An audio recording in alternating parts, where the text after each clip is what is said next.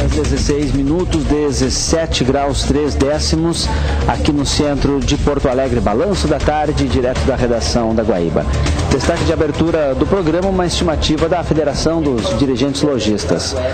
Criação de free shops nas fronteiras deve evitar a saída de R$1 bilhão só no primeiro ano de funcionamento das lojas. Lembrando que a presidente Dilma Rousseff sancionou e está publicado no Diário Oficial de hoje a lei que autoriza a instalação de lojas francas, os free shops, em municípios caracterizados como gêmeos de localidades estrangeiras na linha da fronteira do Brasil. Ao todo, 10 cidades gaúchas estão entre as 28 beneficiadas com a medida no país. Chuí, Santana do Livramento, Uruguaiana, Quaraí, Aceguá, São Borja, Itaqui, Jaguarão, Porto Xavier e Barra do Quaraí.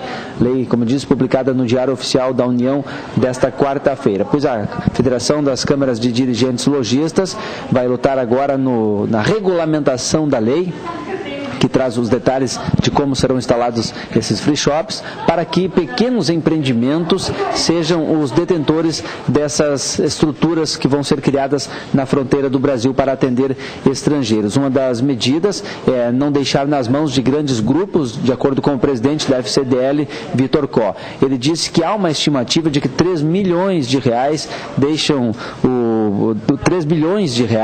deixam o Rio Grande do Sul e vão para países vizinhos, em função de que gaúchos vão para esses países fazer compras sem tributos ou com tributos reduzidos nos free shops.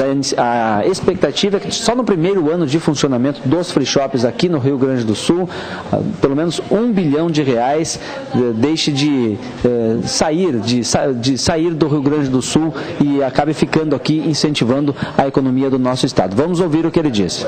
Nós temos aí uma estimativa, claro que é hipoteticamente, mas valores na ordem de R$3 bilhões que migram para os países e Argentina. Não temos como medir isso de forma real, isso precisaria haver uma integração entre os governos para que nós tivéssemos acesso a esses números.